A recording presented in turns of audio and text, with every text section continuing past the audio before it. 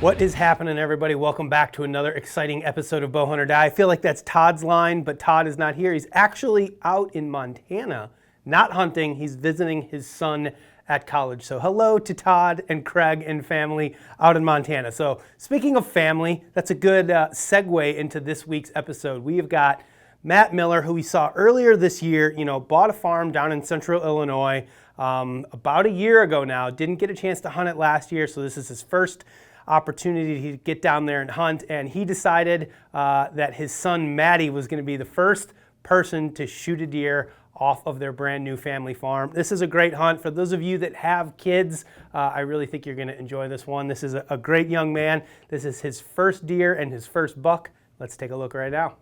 Hey everybody.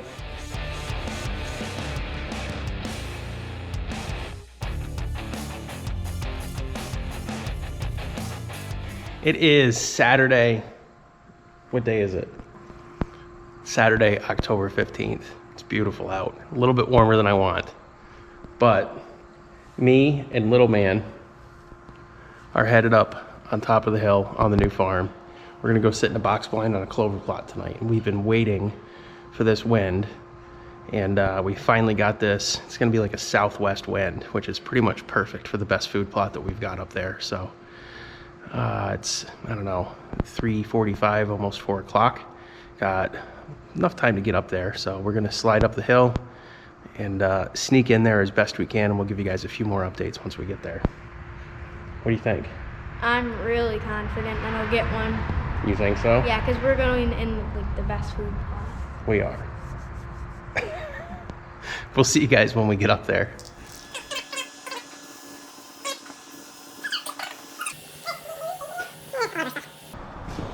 All right, you climb into the golf cart.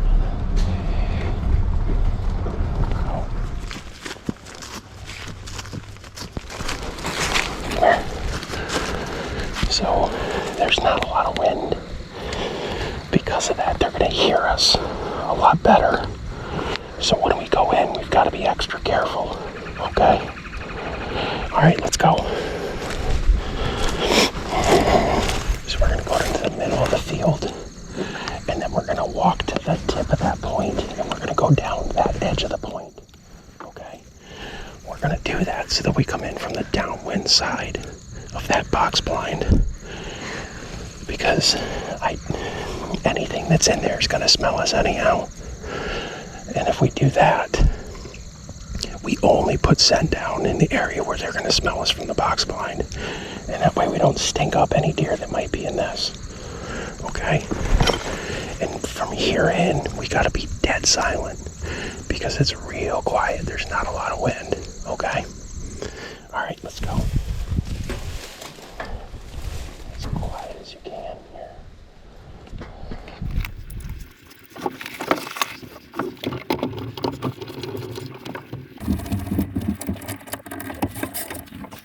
Well, we got in, we're all settled, and it's just a beautiful night. I wish we had a little bit more wind. I wish it was a little bit colder, but pressure's rising a little bit. We had some rain last night, and essentially we're sitting in this clover plot, which is up top, so we've got a field, which is the highest elevation of our farm, and we're able to access from the east side of the property. And we've got a perfect southwest wind tonight, which we've got a wooded draw on the other side of this food plot with just a ton of deer bedding in there. And when we came in last year, after we bought the farm, scouted it, there's a lot of sign in there. And I knew if we put a food plot right at the top, we could probably slide in and out pretty easily, and that's just what we did tonight. So we've got a number of bucks in here. I hunted this place, this exact plot, I think it was 2 nights ago, and I had 2 little bucks sparring in front of me. I had a nice 9-pointer in front of me. We've also got a couple of pretty good ones that I have not seen yet by eye, but we've gotten a lot of stealth cam pictures of them, so they love this plot. Hopefully they show up tonight. What do you think, dude? I'm really excited. You think so? You think it's gonna happen tonight finally? Maybe. Alright. Matty worked really hard last year, but we weren't able to get it done on a deer, so maybe tonight will finally be the night for his first one.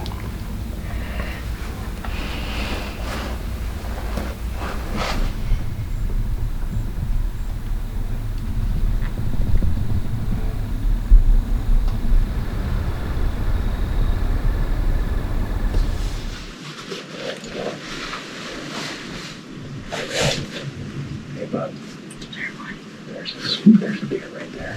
Where? It's a small buck. Where? Right on the edge of the field, right there. I see him. And there's another deer buck. Right. Oh, there's a big deer, dude. There's a nice 8-pointer. Right here. Oh, look. Oh, Yes. you see him? Let's see what he does. We'll shoot him. That's a nice buck there. I will shoot him if he comes. Let's just walk over here. Can I see a picture of where you shoot him? Right, one more time. Matthew, you know where to shoot the deer. Right behind the front shoulder. Okay. That is a beautiful deer. He's coming right out. Can we get him mounted? You stop and focus on the deer, okay? Yes.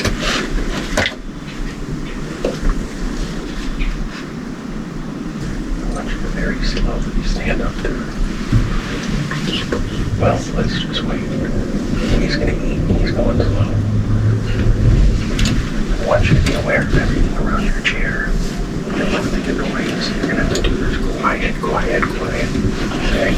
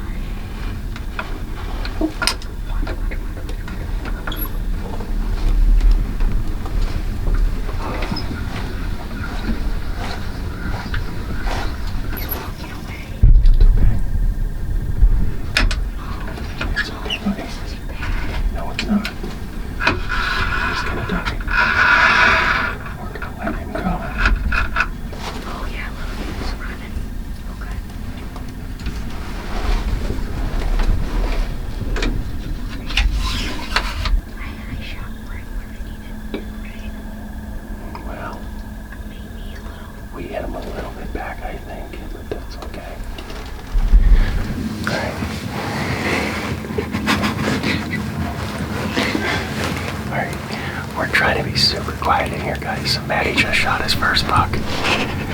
we hit him just a little bit back, but that one's gonna die for sure. So he went real slow down over the edge of the field. And we're gonna just be as quiet as we possibly can, and we're gonna slide right out of here as soon as it's dark. And hopefully we'll come back and find him laying in his bed right over the edge of the food plot. I know. I know. This is unbelievable. I got a beautiful 8-pointer. Well, we gotta go find him first. Exactly the buck I Definitely wanted. shot him, dude. What do you think about this? Unbelievable. All right. We're gonna just settle down, relax, enjoy the rest of this evening, and then we're gonna pack up as quiet as we can and plan to come back in 3 or 4 hours. We got a lot of pictures of that deer, so it's pretty cool to Yeah, and that finally little, see him show up. that little deer, there's a camera over there, and the little deer was like, I know. literally messing with it. They're still right over the edge of the field. Alright.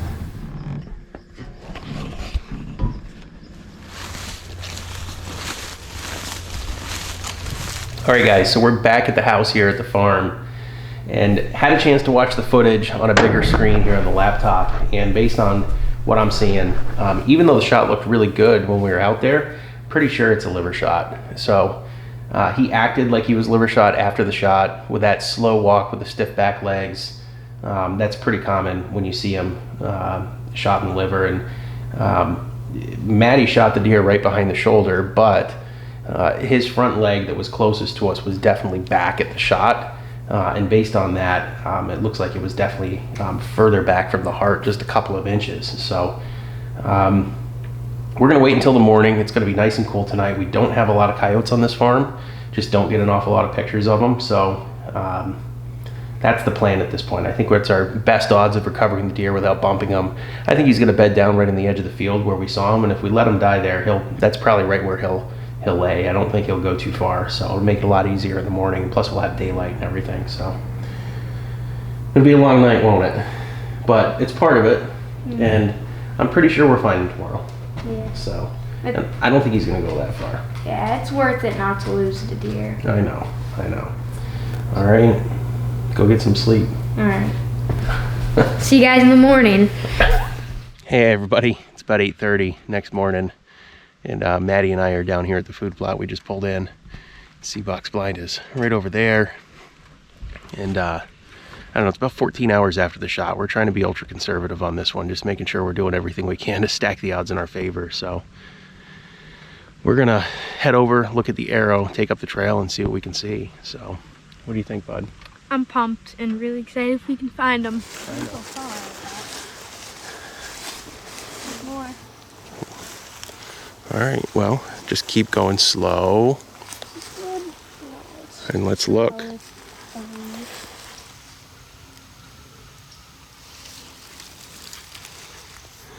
Yeah. All right, we're out here just sitting on a log, and we're able to see where the blood came in from the field edge. It's the field right over the top of our heads there. But the blood's not really good, to be honest with you. So I know where these deer like to bed, and I know where he's been living. So we're gonna just real slowly walk down over the hill and see what we can see down over there. So what do you think, dude? I'm hoping that we find him. I know. I think we will. Yeah, we will. All right, we're gonna head down that way and see what we can see. They like to bed down on this finger that goes down to the creek bottom. And who knows, maybe we'll find some blood down here somewhere. So keep your head up high and look all around, because that's how we spot the deer, and maybe we'll see something over here. Look all around, dude. Dad, it's my deer.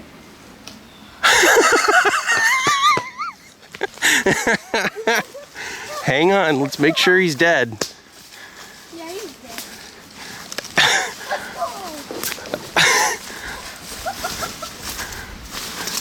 Did you see him burst? Get right in there. That's your buck, dude. What do you think about that? Cool. So cool. Go grab his antlers. Alright. He's clearing the blood out of his nose and everything. Oh, geez. This head is heavy. And they're stiff, aren't they? Oh, yeah. What do you think, dude? This is really cool. He's got a nice set of antlers on him, doesn't he? Yeah. Dude, he's way bigger than my first buck. Yeah. I think my first one was a 3-pointer. Yeah. And I had to wait until I was, I think, 11 years old when I got my first one. Wow. So we're pretty lucky. Feeling pretty blessed to have our own farm to be able to do this on, huh? Oh, yeah. So we got a number of deer on this place, but this is the first one with a good rack that walked out. And what else did we have walk into the food plot last night? A little spike horn. We did. Matty didn't want to shoot him. I couldn't get the camera on him, but he messed with a trail camera in the corner of the food plot last night. And I don't know, this deer was in the food plot for a good 45 minutes before he walked in the window. Perfect set of antlers. I know, a perfect set. Yeah. Did you ever think he was going to walk in front of that window? Yeah. You did? Yeah. I didn't know if he was gonna. My It took him a hand long was time. shaking. My hands were shaking the whole time. I know. That's what happens when you get all excited. Yeah. It's fun, isn't it? Yeah. Well, we're gonna get him out of here, guys, and get some good pictures, get him down to the butcher, Yeah. and head home. But we'll be back probably next weekend. And what else do you have a tag for? A doe. What kind of a doe? Big fat one. That's right. So maybe next time you guys will see us, we'll be sitting behind a big fat doe with Matty, or maybe I'll get a crack at one this year too. So Yeah. thanks for watching, guys. What do you tell them? Bow hunter die. That's right. Thanks for watching. Bow Hunter Die, guys. All right, so for those of you who have ever hunted with one of your kids and you're trying to, in our case, we're trying to film the whole thing. We're trying to guide them and make sure that they're making the right decisions, that they are quiet when they need to be quiet, stand up and get ready to shoot when it's time. There's just so much going on, and it seems like it's happening so quickly. But man, a lot of lessons learned, you know, for Matty and that one, and for Matt as well. You know, he even says, like, he kind of wishes in hindsight, which is always 20/20, that he would just waited a little bit longer for that front shoulder, or that front leg, I mean, to be forward, because that does make a world of difference. You know, you want to say you're going to put it just behind that front leg, but if that front leg's back, you get that type of shot, which is liver and then probably out the guts, if I had to guess. I haven't really talked to Matt about it. But, you know, the deer didn't go far.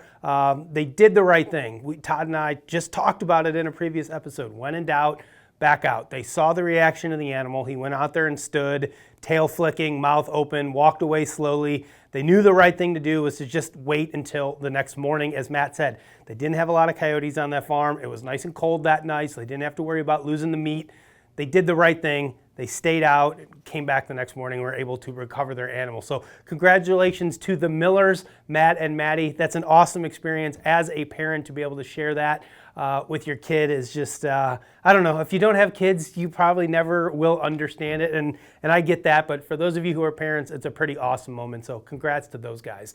Next up, we're gonna jump into an Ask the Experts question. Today, this comes from J.P. Thornsley.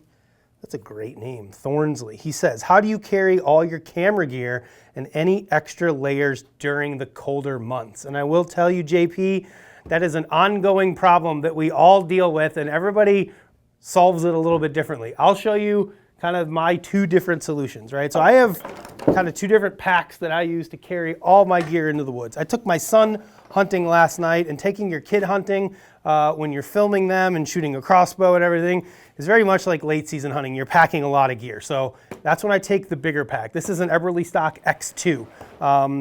Honestly, I've really grown to love this particular pack because of its versatility. This is my main pack. This is an old, I mean, I'm talking, I think I got this thing in 2011. It's like 11 years old. It's an old Blacks Creek fanny pack.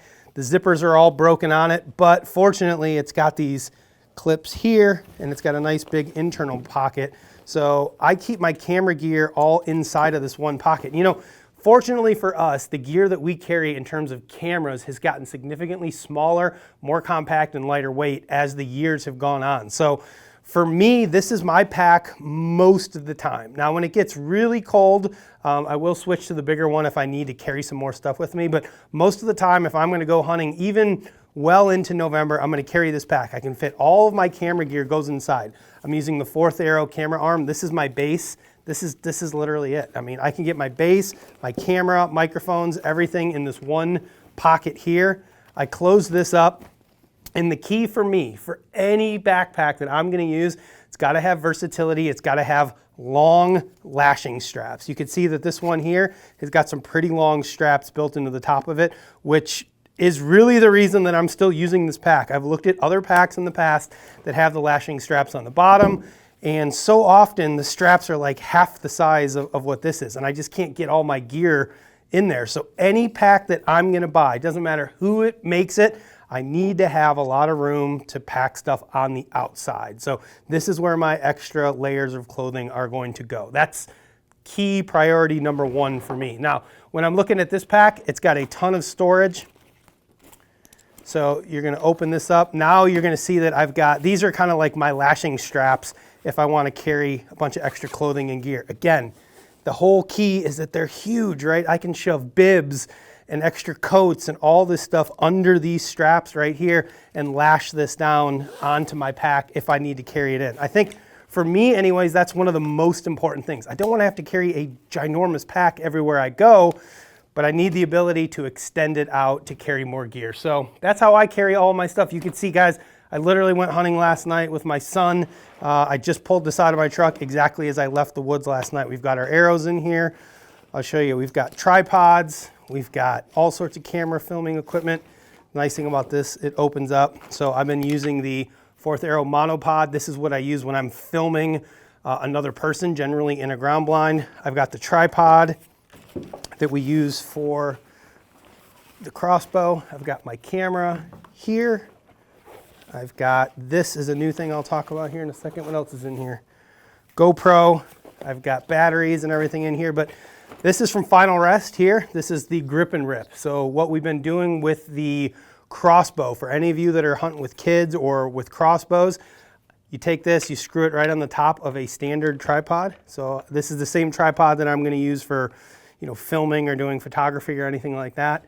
This goes on here, and now I can put my crossbow or my kid's crossbow right inside of this thing and then pack it in here when I'm done. So that is the long-winded answer to how do I carry all of my crap when I'm going hunting.